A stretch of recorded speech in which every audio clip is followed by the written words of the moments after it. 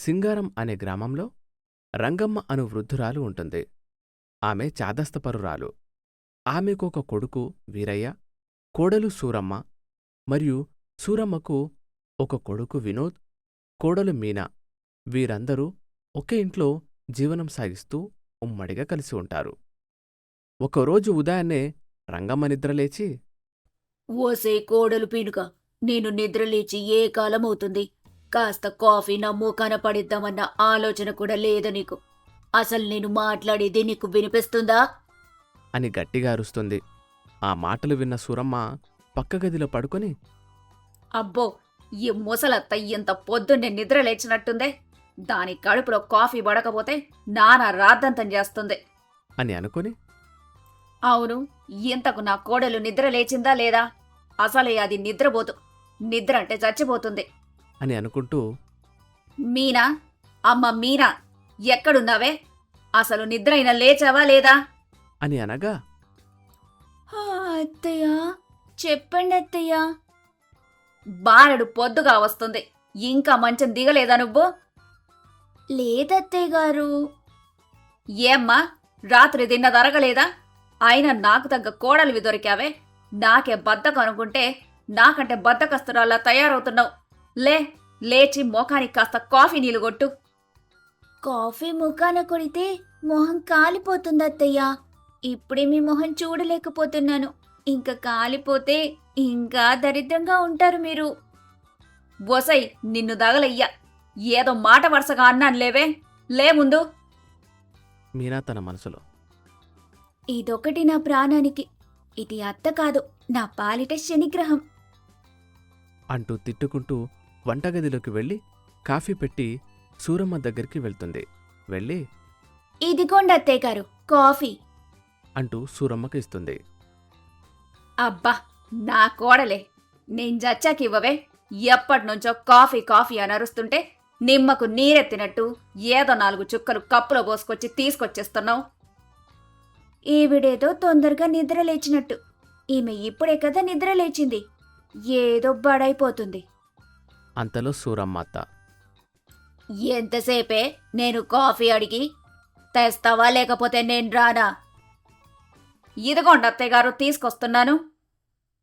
అంటూ మీనా తనకిచ్చిన కాఫీని రంగమ్మకు తీసుకెళ్లి ఇస్తుంది.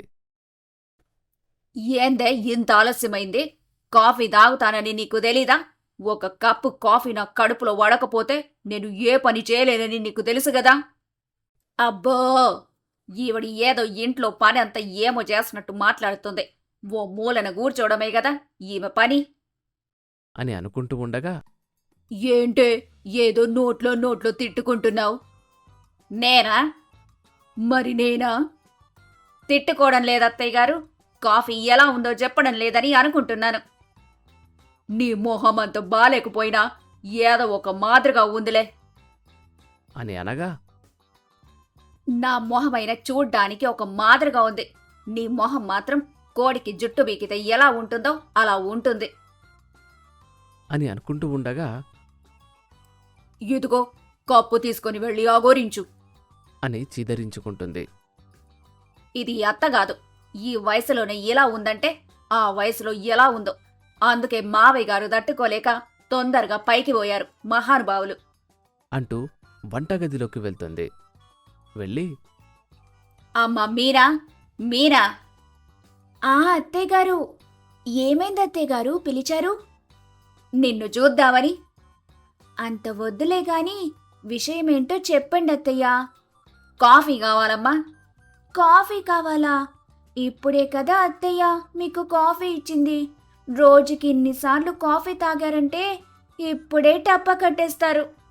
ఓసై, నేనెప్పుడెప్పుడు చేస్తానా అని ఎదురు చూస్తున్నావా? చేస్తే ఈ ఆస్తిని మొత్తం అనుభవిద్దామని అనుకుంటున్నావా?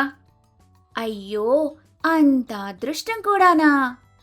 అంటే సరే గాని కాఫీ బాగుందని అడిగాను. ఇస్తావా ఇవ్వవా? ఇదిగో అత్తయ్య, ఇస్తున్నాను.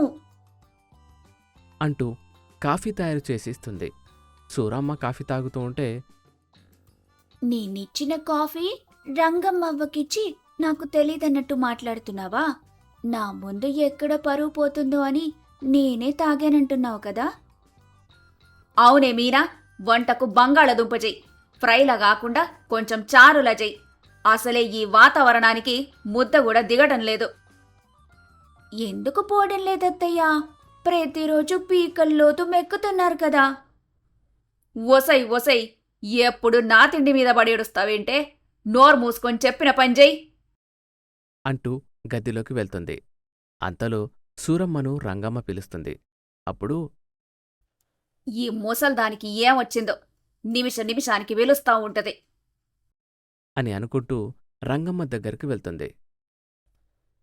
ఏమే కోడిలా, వంటకి ఏం తయారు చేస్తున్నావు? మీ శారదం అనుకుంటున్నానత్తయ్యా. ఏంటే? అదే చారు చేద్దామనుకున్నానత్తయ్యా. ఏదైనా మాంసం కూర చెయ్యొచ్చుగా. మీరేం చెప్పలేదు కదా అత్తయ్య. చెప్తేనే చేస్తావా, చెప్పకపోతే చేయవా? చెప్తేనే కదా అత్తయ్య మీరేం తింటారో తెలుసుకొని వంట తయారు చేసేది. సరే గాని నాకు కొర్రమీను చేపలు తినాలనుందే. నా కొడుకుని చెరువు దగ్గరికి వెళ్ళమని చెప్పి మంచి చేపలు పట్టుకురమ్మను. కాటికి కాలు చాపిన వయసులో ఈ గొంతమ్మ కోరకలేంటో. బహుశా ఈ 2 రోజుల్లో పైకి పోతుందనుకుంటా. అందుకే ఇటువంటి అడుగుతుంది. సరే అత్తయ్య గారు, మీ అబ్బాయికి చెబుతాను అని ఆరుబయట ఉన్న వీరయ్య దగ్గరికి వెళ్తుంది. వెళ్ళి, ఏమయ్యా, మీ అమ్మకు చేపలు కావాలంట. అందులో కొర్రమీను తినాలని ఉందంట. మీ అమ్మ కుర్రది కదా, అందుకే ఆ చేపలు అడుగుతుంది. ఏమోలే, సూరమ్మ పెద్దావిడ కదా, పోనీలే, ఏదో తినాలని కోరికతో అడిగింది. ఇప్పుడే చెరువు దగ్గరికి వెళ్ళి చేపలు తీసుకొస్తాను అంటూ చెరువు దగ్గరికి వెళ్తాడు. వెళ్ళి అక్కడొక జాలరిని కలిసి, అయ్యా, ఈ 50 రూపాయలు తీసుకుని మంచి కొర్రమీను చేపలివ్వండి.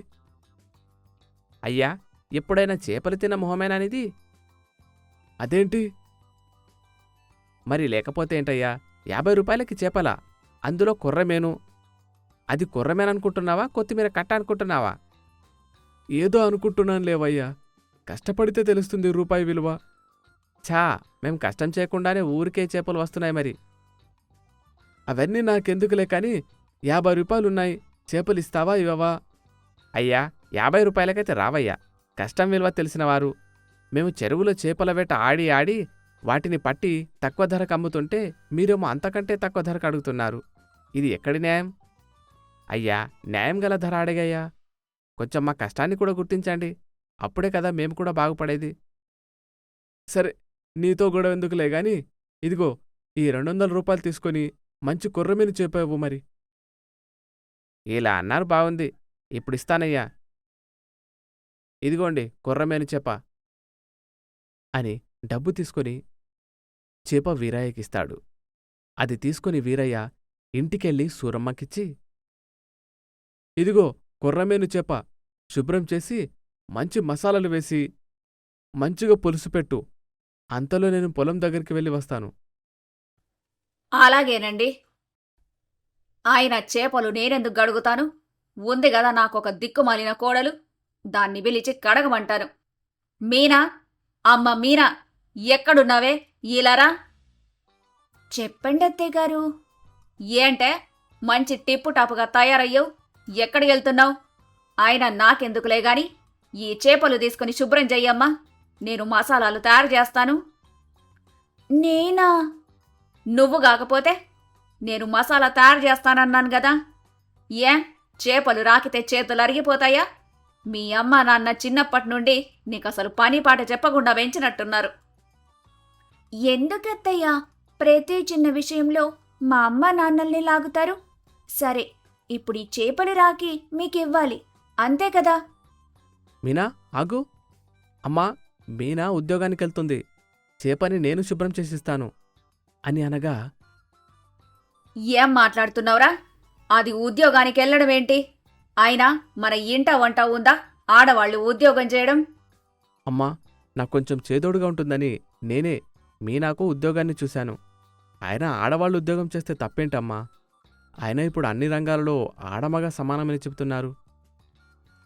చెబుతారు, వాళ్ళెన్నైనా చెబుతారు. వాళ్ళింట్లో పని మనుషులు ఉంటారు కాబట్టి కోడళ్ళు అవసరం లేదు. అదే మన ఇంట్లో ఎవరున్నారు? నేను తప్ప మీ నాన్న ముందే నన్ను వేధించుకొని తింటుంది. ఇప్పుడు నీ భార్య కూడా తయారవుతుంది. సరేలే. అని అంటూ ఉండగా, ఎందుకమ్మా అంత బాధపడుతున్నావు? ఇప్పుడేమైందని? నాన్నమ్మ పని కూడా మీనా చేస్తేనే కదా నువ్వు వెళ్ళి అందించేది. నువ్వేదో ప్రత్యేకంగా చేస్తున్నావని అంటున్నావేంటి? అమ్మో అమ్మో, ఎన్నైనా అంటావురా? నీ భార్య బాగా నూరిపోస్తుంది కదా. భార్య మాటలు పట్టుకొని కన్న తల్లిని ఎదిరిస్తున్నావు. ఇదెక్కడైనా న్యాయంగా ఉందా? అమ్మా, నువ్వు అనుకునేదేం లేదులే గాని, మీనా చేపలిటివ్వు, నేను కడిగిస్తాను అని చేపలు తీసుకోగా, ఎవ్వరు ఏం శుభ్రం చేయాల్సిన అవసరం లేదు, నేను చేసుకుంటానులే అంటూ వినోద్ చేతిలో నుంచి చేపలు లాక్కొని బావి దగ్గరికెళ్ళి శుభ్రం చేసుకుంటూ ఉంటుంది. వినోద్ మీనాతో, అమ్మ గురించి తెలిసిందే కదా మీనా, నువ్వేం పట్టించుకోకు. నువ్వు జాగ్రత్తగా ఉద్యోగానికి వెళ్ళిరా. చాలా థ్యాంక్స్ అండి. అర్థం చేసుకునే భర్త జీవితంలో ఉంటే ఆడది ఏదైనా సాధించగలదు. ఆ విషయంలో నేను చాలా అదృష్టవంతురాల్ని. సరేనండి, నేను వెళ్ళొస్తాను. అంటూ ఉద్యోగానికి వెళ్తుంది. వినోద్ ఇంట్లోకి వెళ్తాడు. కొంతసేపటికి సూరమ్మ బావి దగ్గర చేపలు శుభ్రం చేస్తూ ఉండగా అక్కడికి రంగమ్మ వస్తుంది. ఏంటే సూరమ్మ, మొహమేంటి మాడిపోయింది? ఎవరేమైనా అన్నారా? అయినా నువ్వనడమే గాని నిన్నెవరైనా అంటారా ఏంటి? అనండి అత్తయ్యా, అనండి. ఎన్నైనా అంటారు. మీకేమి? పడేవాళ్లుంటే 10 మాటలంటారు. సరే కాని నాకు కడుపులో ఎలుకలు పరిగెడుతున్నాయి. బాగా ఆకలిగా ఉంది. తొందరగా చేపల కూర చేసి పెట్టమ్మా. ఇప్పుడే కదా కప్పుడు కాఫీ తాగారు, అప్పుడే ఆకలేస్తుందా? కాఫీ నీళ్లు తాగితే ఆకలేం తీరుతుందే? అన్నం తింటేనే ఆకలి తీరుతుంది. అలాగే, ఇప్పుడే వెళ్ళి వంట తయారు చేస్తాను అంటూ వంటగదిలోకి వెళ్ళి చేపల కూర తయారు చేస్తూ ఉంటుంది. అలా తయారు చేస్తూ ఉండగా అంతలో సూరమ్మక్క కాంతమ్మ ఇంటికి వస్తుంది. కాంతమ్మని చూసి, అక్క, బాగున్నావా? ఎన్ని రోజులకు ఈ చెల్లిని చూడ్డానికొచ్చావు? అలా ఏం లేదే, చూడక చాలా రోజులవుతుంది కదా, అందుకే వచ్చాను. సరే గాని కొడుకు కోడలు మీ అత్తగారు అందరూ బాగున్నారా? అందరూ బాగానే ఉన్నారు. సూరమ్మ, మీ అత్త నిన్ను హింసిస్తూనే ఉందా ఇంకా? అంతలో రంగమ్మ అక్కా చెల్లెళ్ళు ఏం మాట్లాడుకుంటున్నారోనని గోడచాటున నిల్చొని వింటూ ఉంటుంది. అది గమనించాక, ఏం చేస్తామే, పెద్ద ఆవిడ గదా, ఏదో ఒకటి అంటూనే ఉంటుంది. నువ్వు కాబట్టి ఆమెను భరిస్తున్నావు. అదే నేనైతే కాఫీలో విషం పెట్టి చంపేసేదాన్ని. ముసలావిడ గదా, ఏదో నిద్రలో చనిపోయిందని ఇంట్లో వాళ్ళని గ్రామస్తులని నమ్మించేదాన్ని. ఏం మాట్లాడుతున్నావక్క? అవునే, మీ అత్తను కూడా నువ్వు అలాగే చంపు, పీడబోతుంది. చూడక్క, ఇలా ఇంకోసారి మాట్లాడావంటే నీకు మర్యాదగా ఉండదు. ఏం మాట్లాడుతున్నావు? మా ఇంటికి పెద్దదావిడ. ఆమె లేకపోతే ఈ కుటుంబమే లేదు. ఏదో పెద్ద వయసు ఆవిడ గదా, నన్నొక 4 మాటలంటుందని పడుతున్నాను. దానికే చంపేస్తారా? కాదే, ఏదో నీ బాధ చూడలేక చెప్పాను. బాధ చూడలేని దానివైతే ధైర్యం చెప్పాలి గాని ఇలా పనికిరాని మాటలు కాదు. అయినా మా అత్తయ్య నన్ను అలా తిడుతూ ఉంటేనే నాకు సంతోషంగా ధైర్యంగా ఉంటుంది. ఇంకెప్పుడు నా కంటికి కనిపించకు. వెళ్ళిక్కడి నుంచి అని కోపంగా వంటగదిలోకి వెళ్తుంది. చేసేదేం లేక కాంతమ్మ కూడా వెళ్ళిపోతుంది. ఇదంతా గోడచాటున గమనిస్తున్న రంగమ్మ కంటతడి పెట్టుకుంటూ, నా కోడలు బంగారం. అనవసరంగా దాన్ని నా మాటలతో ప్రతిరోజు హింసిస్తున్నా. ఈ రోజు నుండైనా దాన్ని సంతోషంగా చూసుకోవాలి అని అనుకుంటూ వంటగదిలోకి వెళ్తుంది. రంగమ్మను గమనించిన సూరమ్మ, అయ్యో అత్తయ్య, 2 నిమిషాలు ఆగండి. కూర అయిపోతుంది. పాపం మీకు బాగా ఆకలిగా ఉన్నట్టుంది. పర్వాలేదమ్మా, నువ్వు నిదానంగా వంట పూర్తి చేయి, కంగారు పడకు. అమ్మ సూరమ్మ, ఏంటత్తయ్య? నన్ను క్షమించమ్మా, నీ పట్ల చాలా తప్పుగా ప్రవర్తించాను. అయ్యో, అవేం మాటలత్తయ్యా, మీరు పెద్దవాళ్ళు, అలా అనకూడదు. మీరెందుకు నాకు క్షమాపణ చెబుతున్నారు? ఏం లేదులే కాని పని చూడు. అంటూ తన గదిలోకి వెళ్తుంది. చేపల కూర అవడంతో రంగమ్మకు భోజనం పెడుతుంది. అంతలో వీరయ్య వినోదులు కూడా వస్తారు. సూరమ్మ, వీరయ్య, వినోద్ రంగమ్మలకు భోజనం పెట్టగా వాళ్ళు తింటూ ఉంటారు. సూరమ్మ ఒక గిన్నెలో చేపల కూర తీస్తూ ఉంటుంది. అది గమనించిన వినోద్, ఎవరికమ్మా చేపల కూర తీస్తున్నావు? ఎవరికేంట్రా, నా కోడలికి పక్కన తీసి పెడుతున్నాను. మీనా ఆఫీస్కెళ్ళింది కదా, అక్కడ తినొస్తుందిలే అమ్మా, నువ్వు తిను. తప్పు నాన్న. ఒక ఇంటి ఆడపిల్ల మన ఇంటికొచ్చి ఉద్యోగం చేస్తుందంటే ఆ అమ్మాయిని కంటికి రెప్పలా చూసుకునే బాధ్యత మనది. తింటుందిలే అంటున్నావు గాని తినడం నువ్వు చూసావా? కూర తీసి పక్కకు పెడతాను. తినడం తినకపోవడం దానిష్టం. కాని తినకముందే తినిందని అనుకోవడం తప్పు గదా.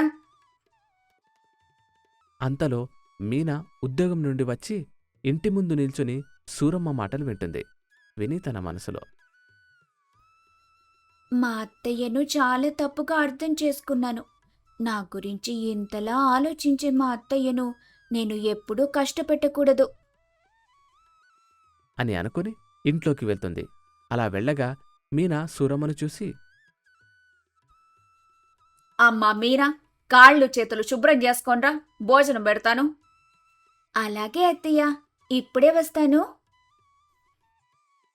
అంటూ తన గదిలోకి వెళ్ళి కొంతసేపటికి వచ్చి అందరితో కలిసి మీనా భోజనం చేస్తుంది. అత్తయ్య, చేపల కూర చాలా బాగుంది అత్తయ్య. అవునా అమ్మా? అవును సూరమ్మ, నీ చేత్తో ఏ వంట చేసినా మధురంగా ఉంటుంది. చూసావా మనవరాలా, నా కోడలు బంగారం. అవునవ్వా, మా అత్తయ్య బంగారం. అంతలో వినోద్, మరి నేను? నువ్వు నా ముద్దుల కొడుకువి నాన్నా అంటూ కుటుంబ సభ్యులంతా సంతోషంగా భోజనం చేస్తారు. అలా అత్తాకోడళ్ళు ఒకరి గురించి ఒకరు అర్థం చేసుకుని ఆ రోజు నుంచి అందరూ కలిసిమెలిసి సంతోషంగా ఉంటారు. ఒకరోజు సూరమ్మ ఉదయాన్నే నిద్రలేచి బట్టలన్నీ సర్దుకుంటూ ఉంటుంది. ఇక అప్పుడే నిద్రలేచిన రోజా బట్టలు సర్దుకుంటూ ఉన్న తన అత్తగారిని చూసి ఆశ్చర్యపోతుంది. చూసారా, మీ అమ్మగారు బట్టలు సర్దుకుంటున్నారు. ఆవిడ ఎక్కడికైనా వెళ్తున్నారా? మీకేమైనా తెలుసా? రోజంతా నువ్వు అమ్మతో పాటు ఇంట్లోనే ఉంటావు కదా, నీకే ఆమె ఎక్కడికెళ్తుందో తెలియకపోతే ఎప్పుడో ఉదయం ఆఫీస్కి వెళ్ళి రాత్రికి ఇంటికి వచ్చేవాణ్ణి నేను. నన్నడిగితే నాకు సమాధానం ఎలా తెలుస్తుంది చెప్పు? చాలేండి. ఎంత ఇంట్లో ఉంటే మాత్రం మీ అమ్మగారు అన్ని విషయాలు నాకేమైనా చెబుతారా ఏంటి? పదండి, వెళ్ళి కనుక్కుందాం. అంటూ రఘు మరియు రోజా ఇద్దరూ కలిసి బట్టలు సర్దుకుంటున్న సూరమ్మ వద్దకు వెళ్తారు. ఇదిగో రోజా, మొన్న ఉతికి ఆరబెట్టి ఐరన్ చేసిన కొత్త బట్టలు ఎక్కడ పెట్టావో చెప్పు, వాటిని కూడా సర్దుకుంటాను. ఏంటత్తయ్యా, ఎప్పుడూ లేనిది ఉదయమే నిద్రలేచి ఇలా బట్టలన్నీ సర్దుకుంటున్నారు. ఎక్కడికైనా వెళ్తున్నారా? ఓ, మీరు మీ పుట్టింటికి వెళ్తున్నారా? నేను మీ మావయ్య గారితో గొడవపడి ఏనాడు పుట్టింటికెళ్ళలేదు. ఇక నీతో జరిగే చిన్న చిన్న గొడవలకి పుట్టింటి దాకా ఎందుకెళ్తాను చెప్పు? మీరు కూడా వెళ్ళి మీ బట్టలు సర్దుకోండి. ఎందుకమ్మా? అసలు మనం ఎక్కడికెళ్తున్నామో చెప్పు. రాత్రి ఏం జరిగిందో తెలుసా? చక్కగా భోజనం చేసి నిద్రపోయానా, కలలో వెంకటేశ్వర స్వామి కనిపించాడ్రా. ఏంటి సూరమ్మ, ఎన్నేళ్లైంది కొండపైకొచ్చి?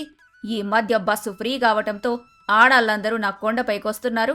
నువ్వు కూడా ఒకసారి వచ్చి దర్శించుకొని వెళ్ళొచ్చు గదా, నీకన్ని శుభాలే జరుగుతాయని అన్నాడ్రా స్వామి. అంతే, నేనింక ఫిక్స్ అయిపోయా. వెళ్ళి మీరు కూడా బట్టలు సర్దుకోండి. ఇప్పటికిప్పుడు మనం తిరుపతి వెళ్ళాలంటే ఎలా కుదురుతుందమ్మా? తిరుమల అంటే ఇంటి పక్కన ఉందా చెప్పు? చాలా దూరం ప్రయాణించాలి. అవన్నీ నాకు వదిలేండ్రా, నేనన్ని ఏర్పాట్లు ఆల్రెడీ చేసేశాను.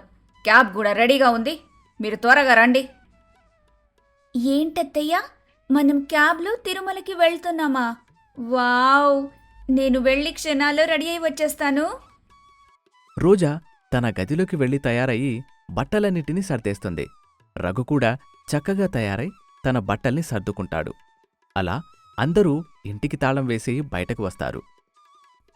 అత్తయ్య, త్వరగా క్యాబ్ని పిలవండి.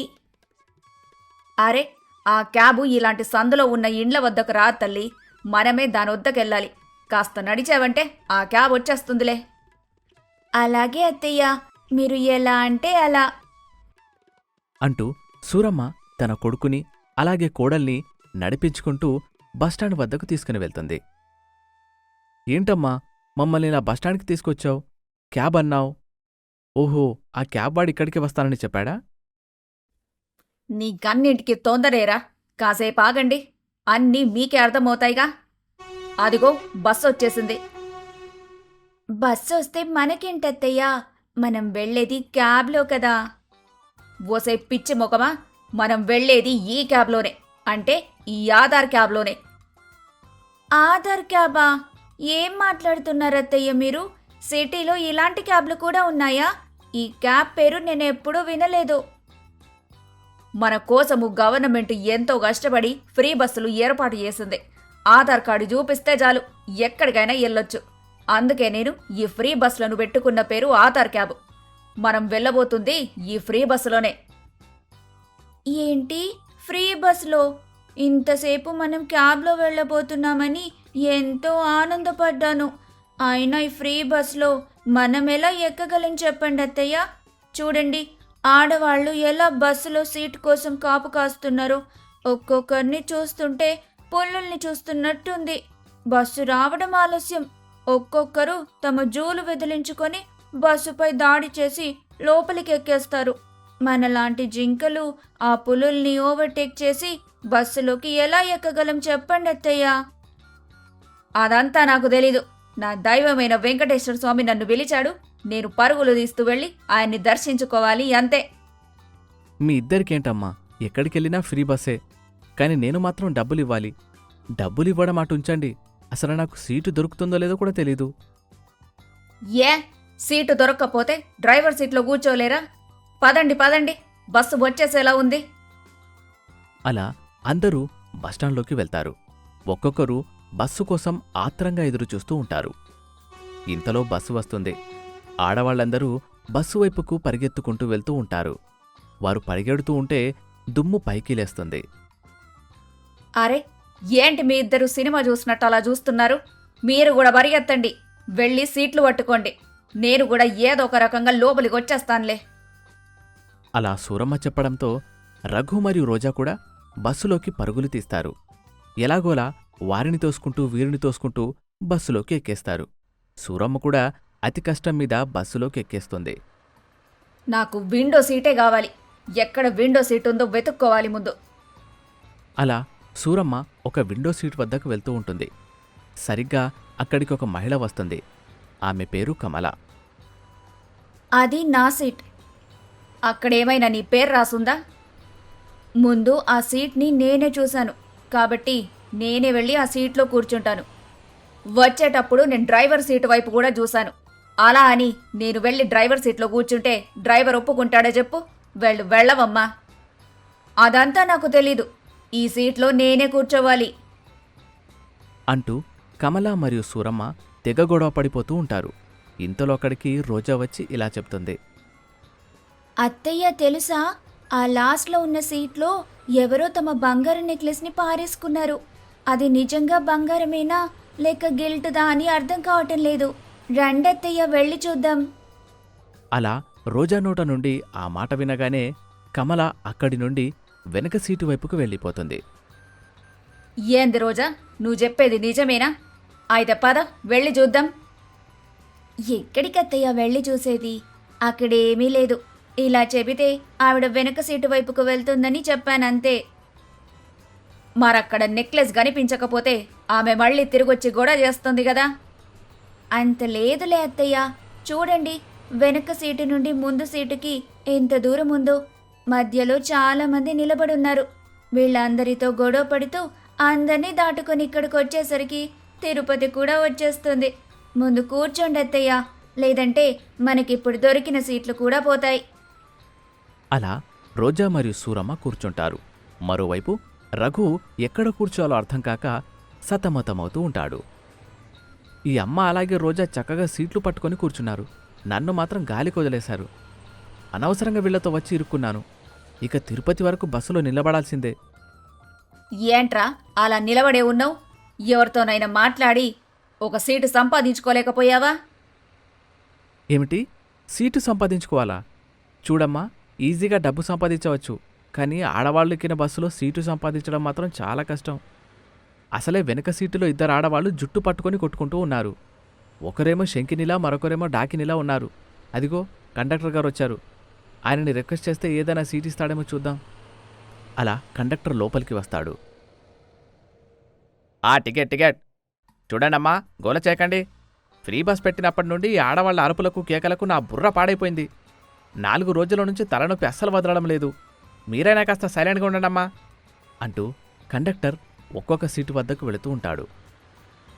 మేము మా కుటుంబంతో కలిసి తిరుపతికి వెళ్తున్నాం. తిరుపతికి 2 టికెట్లు ఇవ్వండి. వెనక ఎక్కడో నిలబడుంది నా కొడుకు. వాడి టికెట్ వాడు కొనుక్కుంటాడులేండి. అలా కండక్టర్ సూరమ్మకి టికెట్ ఇస్తాడు. కండక్టర్ మరికాస్త ముందుకు వెళ్తాడు. ఒక మహిళ ఏడుస్తూ ఉంటుంది. ఏమ్మా, నువ్వెక్కడికెళ్ళాలి? ఇంకా డిసైడ్ అవ్వలేదండి. ఏంటి, ఇంకా డిసైడ్ అవ్వలేదా? మరెప్పుడు డిసైడ్ అవుతావమ్మా? అందులోనూ ఏడుస్తున్నట్టు ఉన్నావు. ఏం జరిగింది? కాఫీలో చక్కెర కలపడం మర్చిపోయి ఉప్పు కలిపారు. ఇదేమైనా పెద్ద తప్ప చెప్పండి. దానికి మా ఆయన నీకు బుద్ధి లేదా అంటూ తిట్టాడు. అంతే, ఇలా అలిగి బస్ ఎక్కేశాను. అయ్యో, అదంతా సరేనమ్మా.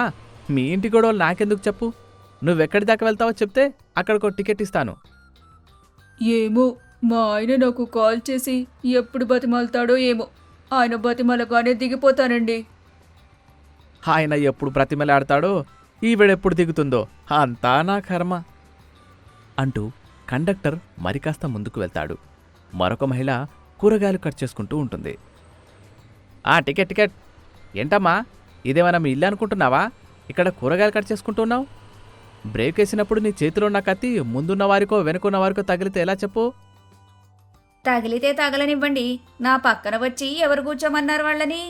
ఇంట్లో కూర్చొని వంట చేసుకుంటుంటే కరెంటు పోయింది. ఏదో ఒక ఎంటర్టైన్మెంట్ లేకపోతే నేను పనులు చేయలేను అసలు. ఈ మధ్య ఆర్టీసీ బస్సులో మంచి ఎంటర్టైన్మెంట్ ఉంటుందట కదా, అందుకే బస్సు ఎక్కాను. సిటీ దాటేలోపు ఈ కూరగాయలన్నిటిని కట్ చేసుకొని దిగేస్తానులేండి. ఏంటో, ఒక్కొక్కరు ఒక్కొక్క తీరులో ఉన్నారు అంటూ కండక్టర్ తెగ బాధపడుతూ అందరికీ టికెట్లని ఇస్తాడు. ఇలా కొంత సమయం గడుస్తుంది. అబ్బా, నిలబడి నిలబడి కాళ్ళు లాగేస్తున్నాయి. కాస్త ఎవరినొకరిని మచ్చిక చేసుకుని వారి వద్ద కూర్చునే ప్రయత్నం చేస్తాను అంటూ రఘు ఒక మహిళ వద్ద ఇలా మాట్లాడుతూ ఉంటాడు. ఏంటక్కయ్య గారు, ఎక్కడికెళ్తున్నారు? ఎవడివిరా నువ్వు? ఎవడివి? అసలు నన్ను అక్కడానికి నువ్వెవడివిరా? అంటూ ఆ మహిళ గొడవ స్టార్ట్ చేస్తుంది. అమ్మో, ఈమెతో కాస్త దూరంగా ఉండాలి. ఇటువైపు ఉన్న అమ్మాయితో మాట్లాడేందుకు ట్రై చేద్దాం. ఇదిగో చెల్లి, ఎక్కడికెళ్తున్నావు? నా భర్తతో ఇప్పుడే గొడవ పడ్డాను, అందుకే షాపింగ్ కోసం వెళ్తున్నా. భర్తతో గొడవ పడితే షాపింగ్ కూడా వెళ్తారా? ఇంతకీ ఏం కొనడానికి వెళ్తున్నావమ్మా? బ్లూ డ్రమ్ కొనుక్కోడానికి వెళ్తున్నాను. అమ్మో, ఈమెకి కాస్త దూరంగా ఉంటే మంచిది అంటూ రఘు ఆమెకి కూడా దూరంగా వెళ్ళిపోతాడు. ఇంతలో ఒక మహిళ లేచి ఇలా అంటుంది. చూడండి మహిళల్లారా, నా వద్ద మంచి పట్టు చీరలున్నాయి. మీరందరూ కొట్టుకోవడం మానేసి ఇలా చూడండి. ఇదేమో కంచి పట్టు చీర, ఇవేమో డోలా సిల్క్ చీరలు, ఇవేమో వెంకటగిరి పట్టు చీరలు, ఇక ఇవేమో బనారస్ పట్టు చీరలు, ఇవి జార్జెట్ చీరలు. ఆలస్యం చేయకుండా వెంటనే వచ్చి కొనుక్కోండి. ఏంటమ్మా, బస్సులోనే వ్యాపారం మొదలుపెట్టావు? ఆన్లైన్ బిజినెస్ బాగా ఎక్కువ అవడంతో ఈ మధ్య ఆడవాళ్ళు ఎవ్వరూ షాపులకు రావటం లేదు. ఈ మధ్య బస్సుల్లో కంటే ఆడవాళ్ళు ఎక్కడుంటున్నారు చెప్పండి? ఆడవాళ్ళు ఎక్కడుంటే అక్కడే బిజినెస్ జరుగుతుంది. అందుకే బస్సులోనే వ్యాపారం మొదలెట్టేశాను. అలా అందరూ బస్సులోనే చీరలు కొనుక్కుంటూ ఉంటారు. ఒకవైపు చీరలు కొనుక్కుంటూనే మరోవైపు గొడవ పడుతూ ఉంటారు. అబ్బబ్బా, ఏంటో ఇదే! అలా మీద పడకండమ్మా. ముందు నన్ను చీరలు చూడనివ్వండి. మీరు ఎంతసేపని చీరలు చూస్తారు చెప్పండి? కాస్త మమ్మల్ని కూడా చీరలు చూడనివ్వండి. ఏంటి, మా అత్తయ్య గారి మీదే అరుస్తున్నావు? ఈమెకెవ్వరూ లేరనుకున్నావా? నేనున్నాను. అయితే మీ అత్తగారిని తీసుకుని పక్కకు వెళ్ళి నిలబడు. ఇక్కడ మేము చీరలు కొనుక్కోవాలి. అలా బస్సు కాస్త రణరంగంగా మారిపోతుంది. కొందరేమో సీట్ల కోసం తిట్టుకుంటూ ఉంటే, కొందరేమో చీరల గురించి కొట్టుకుంటూ ఉంటారు. కండక్టర్ వారందర్నీ చూసి తలబాదుకుంటూ ఉంటాడు. అయ్యయ్యో, అలా కొట్టుకోకండమ్మా, కొంచెం లోపలికెళ్ళండి, బ్రేక్ వేస్తే వెళ్ళి బయటపడేలా ఉన్నారు. అలా కండక్టర్ ఎంత చెప్తున్నా వినకుండా ఆడవాళ్లందరూ గొడవ పడుతూనే ఉంటారు. అలా గొడవలో కండక్టర్కి దెబ్బలు తగులుతాయి.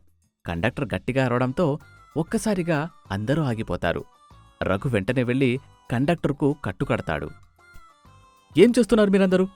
మీకసలు బుద్ధుందా? మీ కారణంగా కండక్టర్ గారి తల పగిలింది. మరేదైనా సీరియస్ అయి ఉంటే ఏం చేసేవారు? చూడండి, ప్రభుత్వం ఒక మంచి ఉద్దేశంతో మీకు ఫ్రీ బస్ అవకాశాన్ని కల్పించింది. ఎంతోమంది అమ్మాయిలు పట్నంలో ఉన్న కాలేజీలోకి వెళ్లి చదువుకోవాలి అని అనుకుంటూ ఉంటారు. కానీ ప్రయాణం చేసేందుకు డబ్బులు లేక ఆగిపోతూ ఉంటారు. అలాంటి వారి కోసం పెట్టారు ఈ పథకం.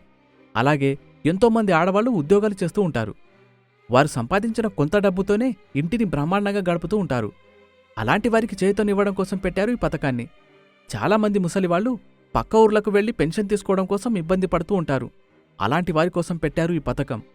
మీలో కొందరు ఈ పథకాన్ని చాలా వేస్ట్ చేస్తూ ఉన్నారు. మీరు చేసే ఈ గొడవల కారణంగా అవసరంలో ఉన్నవారు కూడా ఈ పథకాన్ని ఉపయోగించుకోలేకపోతున్నారు. అలా రఘు చెప్పడంతో అక్కడ ఉన్నవారందరికీ బుద్ధి వస్తుంది. వారు చేస్తూ ఉన్న తప్పేమిటో వారికి అర్థమవుతుంది. తిరుమల కూడా వచ్చేస్తుంది. అలా అందరూ దర్శనానికి బయలుదేరతారు.